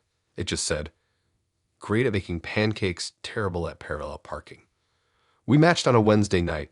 His first message wasn't bad. He asked what my go-to order was at a diner. I said a grilled cheese and fries. He said mine was boring and challenged me to try something wild next time. It was playful and not creepy, which is already better than half the messages I get on there. We chatted for a few days before meeting for coffee. In person, Ryan was a little better than his photos. He had a quick smile, easy manner, and seemed genuinely curious about what I was saying. We talked about food, travel, weird jobs we had. Nothing heavy, just getting to know each other. We decided to see each other again for dinner a few nights later. He picked a casual burger place. When the bill came, he suggested we split it. No problem. I usually expect to pay for myself anyway. He made a little joke about keeping things fair, which didn't strike me as weird at the time. The thing is, that pattern never changed. Every date, no matter where we went, no matter who suggested it, Ryan always made sure we split the bill exactly in half. It wasn't just a casual, you get this one, I'll get the next one situation. He would pull out his phone, calculate everything down to the dollar, and then tell me my share. Even if it was only off by a couple of bucks, he'd still mention it. At first, I brushed it off. Some people just like keeping things even. But after the fourth or fifth time, it started feeling a little mechanical. One night, we went to a new sushi spot. I ordered a few rolls, he got more than me. At the end, he still calculated it so I paid exactly half, even though he ate way more food. That's when I started thinking, okay, this is definitely a thing for him. But I didn't really get it until much later. We'd been seeing each other for about a month when we were hanging out at his place one Saturday afternoon. He was on his laptop, answering some emails while I was flipping through a magazine. Out of nowhere, he said, I should show you something. It's kind of funny. He pulled up an email thread from a brand he worked with. Apparently, Ryan was trying to build his social media presence and had been pitching himself as this budget-conscious dating influencer. His whole angle was promoting affordable relationship ideas and showing that he could still have fun without spending a lot. At first, I thought it was harmless, but then I noticed that a lot of the examples he was sending to the brand were literally our dates. Same restaurants, same activities, even specific phrases he'd said to me on those dates. He was using them as content ideas and sending them to get reimbursed as demonstrations. That's when it clicked. The reason he was so set on splitting everything wasn't just because he liked fairness. It was because he was literally getting his half reimbursed by this brand to keep up the image of his budget dating persona. So basically, he wasn't actually spending money on me at all. He was getting comped for it while I was paying my full share. I didn't say anything right away because I wanted to make sure I was understanding it right. So I asked him more about the influencer thing. He lit up, started explaining his brand vision and how he was showing people you could still date without going broke. He said it like he was doing some public service. When I asked if he ever mentioned to his audience that he was getting reimbursed for the dates, he shrugged and said, well, not exactly. It's more about the vibe. It was wild to sit there and realize I'd basically been an unpaid co-star in his little dating project without knowing it. All those cute date ideas I thought we were doing together were just marketing material for him.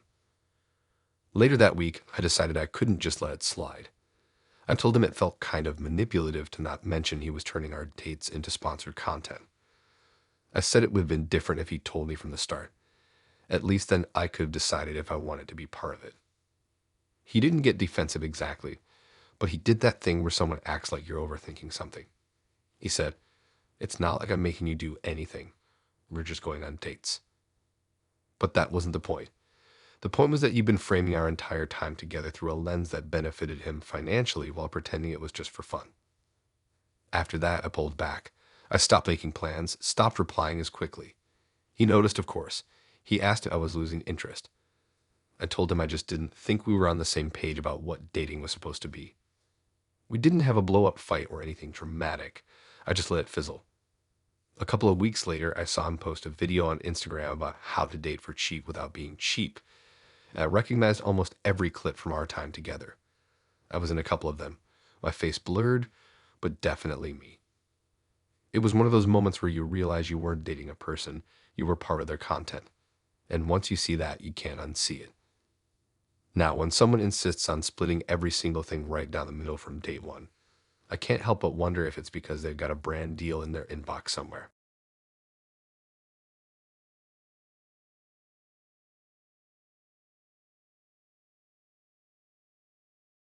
I wasn't even planning on opening Bumble that day. I'd been in one of those moods where the thought of small talk with strangers felt exhausting. But I was waiting for my laundry to finish and didn't have anything better to do, so I figured I'd swipe for a few minutes. That's when Chloe's profile came up. She didn't have that overproduced influencer vibe, just a few natural photos. One with her dog, one at the beach in a hoodie, and another at a rooftop bar with friends. Her prompts were short but funny. One said, "If loving carbs is wrong, I don't want to be right." Another was best travel story. Got lost in Italy and accidentally joined a wedding reception. She messaged first, making fun of my hoodie in one of my pictures. Said it looked like I had seen things. I joked back that it had survived more winters than I had. We kept going from there. The conversation felt easy, like talking to someone I already knew. We met up for coffee a few days later. She was warm and easy to talk to in person. After coffee, we took a walk in the park and ended up talking for hours about travel, movies, and the worst jobs we'd ever had. I went home that day thinking I definitely wanted to see her again. The next few weeks, we hung out a lot. Drinks one night, a flea market the next weekend, pizza at a crowded spot where we had to eat on the curb because there were no seats inside. She had this magnetic energy. She could make conversation with anyone and had a way of making you feel like you were the only person she was paying attention to. Then things started to get strange. It began with her asking me for a few photos of myself. Not selfies we'd taken together, but just me. Solo photos. She said she was making something for fun and wanted them. I didn't think much of it, so I sent her a few. A week later, she mentioned she wanted me to meet a friend of hers. She didn't give many details, just that he was cool and into some of the same stuff I liked. When I met him, the whole interaction felt off. She introduced me as her cousin. I laughed, thinking she was joking, but she didn't correct it. The guy looked a little confused, but didn't say anything. We had a short, awkward conversation, and then he left. Chloe didn't explain it, just brushed it off and changed the subject. It was weird, but I let it go until a few days later. A friend of mine sent me a screenshot from a dating app I wasn't even on. It was a profile of a guy I didn't know, but the photos stopped me cold. They were mine, the ones I'd given Chloe. The fake profile had a different name, but it listed hobbies and details that were straight out of conversations I'd had with her. It wasn't just my face. It was my life she copied. I texted her immediately. At first, she acted like she didn't know what I was talking about. When I sent her the screenshot, she admitted it. She said she'd been helping a friend who'd been having bad luck on dating apps and needed better pictures. Better pictures, meaning my pictures. She tried to make it sound harmless. She said it wasn't a big deal because they weren't using my real name. She claimed the profile wasn't even meant to be serious, just to get his confidence up. That's when it clicked. The guy she introduced me to as her cousin. That was the one using my face on a dating app. I couldn't believe it. I'd been sitting across from this guy, shaking his hand, not knowing he was walking around with my identity pasted over his. I told Chloe how messed up it was that it wasn't just helping a friend. It was giving some of my photos and personal details without my consent. She kept downplaying it, saying I was overreacting and that it wasn't hurting anyone. I didn't see her again after that. I blocked her number, unmatched her on Bumble, and locked down my social media. But it didn't end there. A couple of weeks later, the same friend who'd sent me the screenshot messaged me again. They'd seen the fake profile pop up one more time. It was using the same pictures, but now some of the details were slightly changed. It disappeared from the app within a day. I'm guessing either the guy deleted it or Chloe finally told him to stop. The whole thing left me feeling weird for a long time. It wasn't just that my face had been used. It was that it was done by someone I trusted enough to date. I thought she liked me for me, but clearly I'd just been a convenient source of content for whatever scheme she was running. And the worst part, I'll never know how many people swiped on me thinking they were talking to that guy, or if any of those conversations went anywhere. The idea of strangers associating my face with someone else's behavior still creeps me out. Now I'm cautious. If someone I've just started dating asks me for solo pictures, I pause before sending anything. I make sure my social media is private and that nothing too personal is floating around where it can be copied. Because once you've been catfished with your own face, you start to see how easy it is for it to happen again.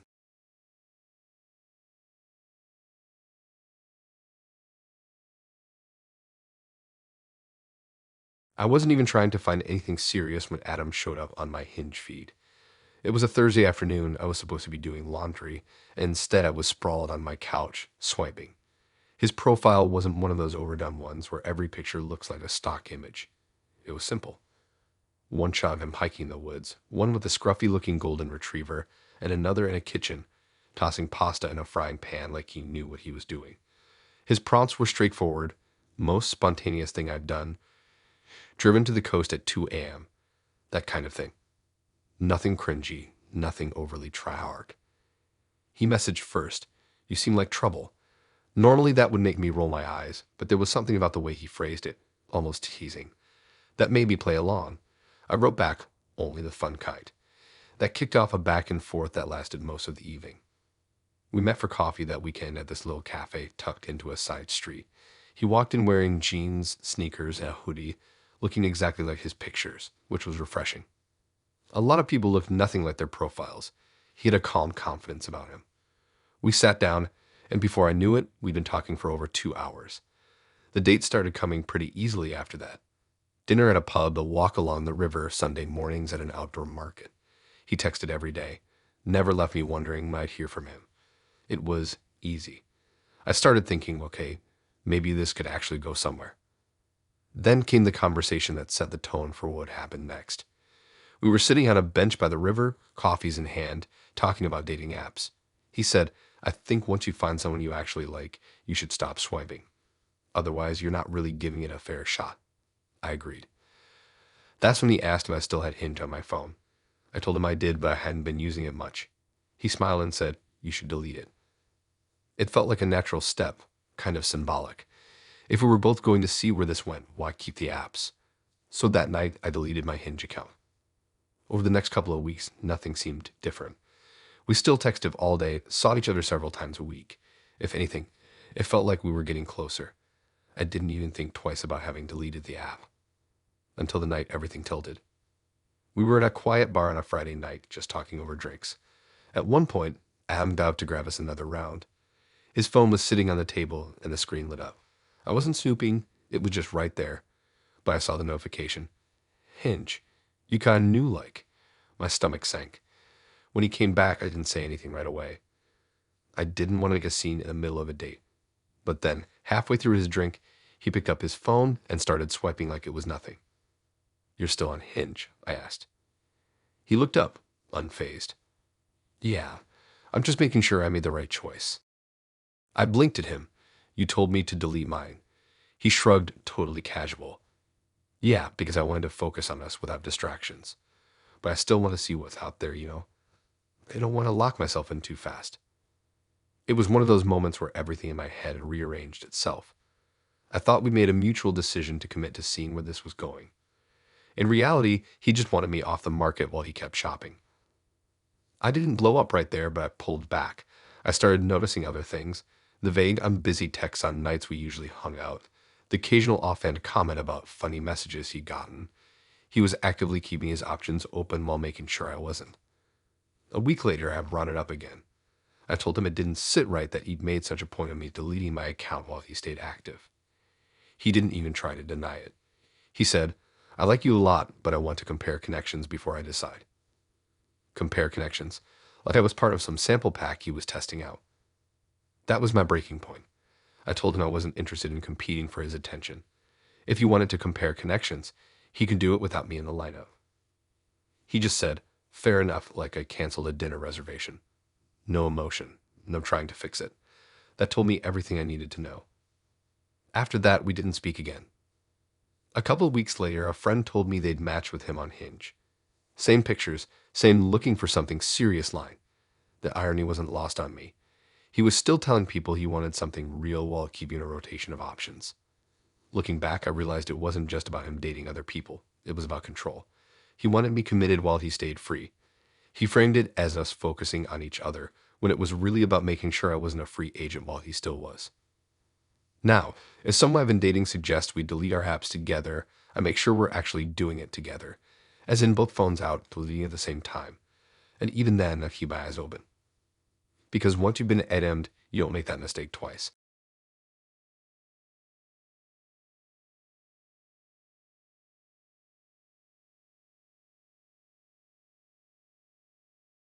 Nicole wasn't the kind of match that made me stop everything, but she caught my attention just enough. Her profile wasn't packed with travel brag shots or fake candid laughing photos. It was simple.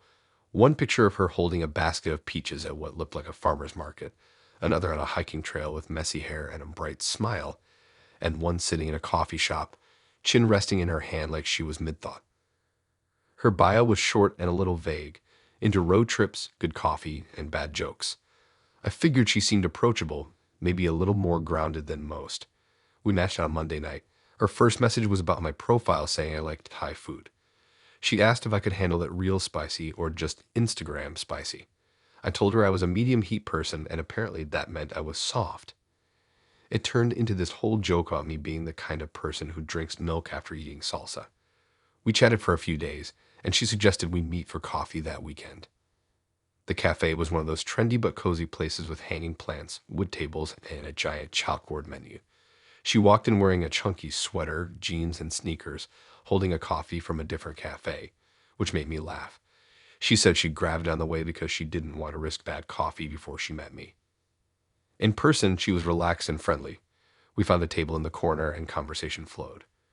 We talked about food, weird travel stories, and how neither of us could keep plants alive for long. I left thinking, yeah, I'd see her again. Over the next few weeks, we hung out a lot. One night, we grabbed drinks and ended up wandering around the city until almost midnight. Another weekend, we went to a flea market, browsing through old vinyl records and furniture we both knew we'd never buy. She was fun to be around, not intense, not playing games. Or so I thought. Then little things started happening. One afternoon, she texted me asking for a couple of pictures of myself. She made it sound casual. Send me some nice solo ones, not selfies. I'm working on something. I figured maybe she was putting together some kind of goofy gift or inside joke, so I sent her 3 photos, one from a family barbecue, one hiking, and one where I was dressed up for a wedding. A few days later, she mentioned wanting me to meet a friend of hers. No big explanation, just that he was cool and into some of the same things I liked. We met at a small bar. The friend was friendly but seemed slightly unsure why he was there. What threw me was the introduction. Nicole introduced me as her cousin. I laughed, waiting for her to say she was kidding, but she didn't. The guy just nodded, smiled, and shook my hand. We made small talk for 10 minutes, then he left. When I asked her about it afterward, she brushed it off. It was easier that way, she said, but didn't explain further. It nagged at me, and a week later I found out why. I got a text from my friend, Sarah, with a screenshot from a dating app I'd never used. It was a profile of some guy I didn't know, but the photos were mine, the exact photos I'd sent Nicole. I stared at it, my brain trying to catch up. The profile had a different name, but the hobbies, favorite foods, even the fun facts were pulled straight from conversations I'd had with her. It wasn't just my face, it was me repackaged for someone else. I texted Nicole right away. At first, she acted confused. What are you talking about? When I sent her the screenshot, she finally admitted it. She said she'd been helping a friend who'd been having bad luck on dating apps and needed better pictures. Better pictures, meaning mine. I asked if she understood how messed up that was. She tried to laugh it off, saying it wasn't a big deal because they weren't using my real name. She claimed the profile wasn't even serious, just something to help him get more matches. That's when I realized the friend she'd introduced me to as my cousin was the guy using my face online. So not only had she given him my photos, but she made me meet him in person without telling me what was going on. I told her it was a massive breach of trust, that I'd given her those photos because we were dating, not so she could hand them to someone else. She kept saying I was overreacting, insisting no one's getting hurt. But she was wrong. Someone was getting hurt. Me. After that, I cut contact. Blocked her number, unmatched her on Coffee Meets Bagel, and locked down my social media so no one could easily grab more photos. I figured that would be the end of it. It wasn't. 2 weeks later, Sarah texted me again. She'd seen the fake profile pop up a second time. Same pictures, slightly tweaked details. This time, it disappeared from the app within a day. Maybe the guy deleted it. Maybe Nicole told him to. I didn't care. The thing that stuck with me wasn't just that my face had been used without my permission. It was that it was done by someone I trusted enough to date. Someone I'd sat across from on coffee dates, trading personal stories, not realizing she was storing little pieces of me to hand off to someone else. It made me rethink everything. The questions she'd asked about my hobbies, my favorite vacation spots, even what I like to cook, all of it felt like she'd been taking notes, building a profile for someone else. The creepiest part, I'll never know how many people saw that fake profile and thought they were talking to me. How many of them told their friends about some great guy they'd matched with, not realizing he was a stranger using my life as a costume? Now, if someone I'm dating asks for solo photos early on, I pause. I only send ones I'm already fine with being public. And if someone wants me to meet a friend without a real explanation, I don't go. Because once someone's stolen your face for their own little game, you stop assuming people's intentions are harmless.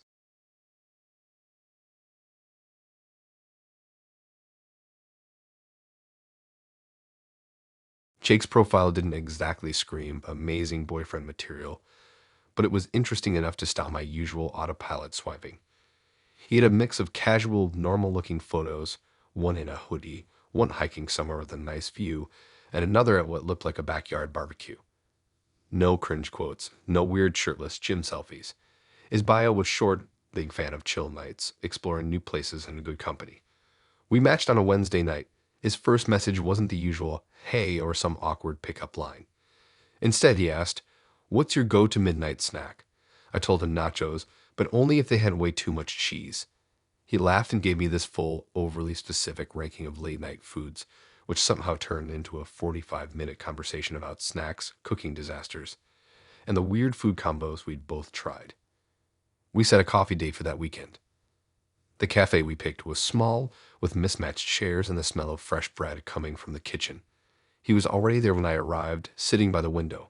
He waved me over, stood up, and greeted me with an easy smile. He had this calm, friendly energy that instantly made me feel comfortable. We talked for over an hour about everything from travel to embarrassing childhood moments. He was funny without trying too hard and asked good questions that didn't feel like an interrogation. When we left, he suggested we meet again soon. Over the next few weeks, we saw each other a lot.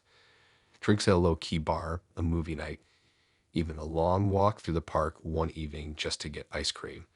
He wasn't flashy, but he was easy to be around. I liked that.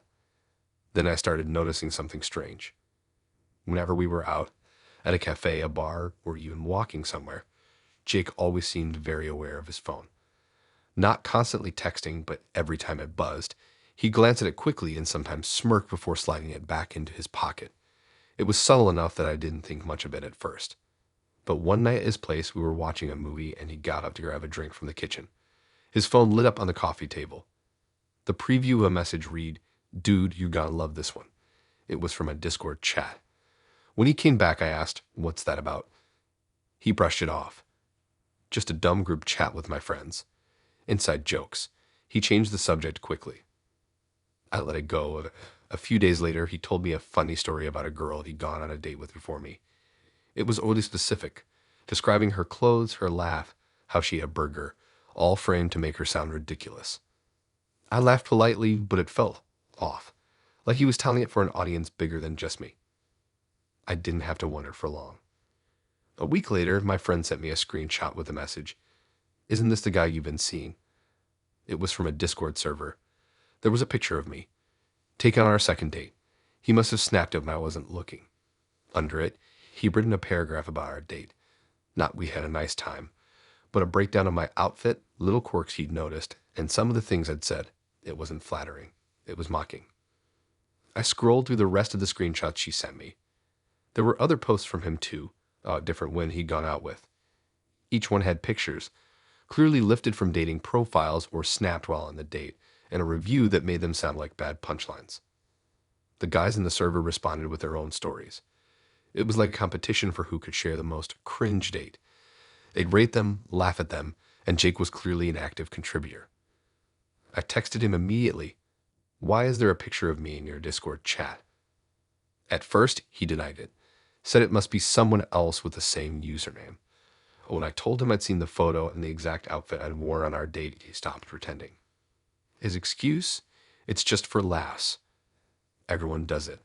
It's not a big deal. Not a big deal. He'd taken private moments from our dates and turned them into entertainment for strangers. I told him it was a violation, that it was humiliating to know I'd been discussed like that.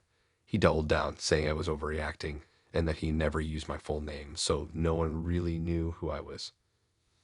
That didn't matter. My face was still there. My words were still there. My personal moments had been turned into a cheap comedy bit. I ended it right there. Told him I didn't want anything to do with him, blocked him, and walked away. No drawn out fight. No, maybe we can work this out. I was done. But it stuck with me. For days afterward, I kept thinking about how many people had seen that post. How many strangers had laughed at my expense. How many conversations I'd had with him where he'd been mentally making notes for his next story. A week later, my friend sent me another screenshot. Jake had posted something about losing a regular contributor and how the chat would miss the stories. That was me. It was creepy in a way that made my skin crawl. I realized the whole time I'd been seeing him, he'd been treating our dates like raw material for his little online club. Now, when I meet someone new, I can't help but think about that Discord server. I wonder if someone's quietly taking mental snapshots of me, ready to turn them into an anecdote for their friends. And it's exhausting knowing that, thanks to Jake, that thought will always be in the back of my mind.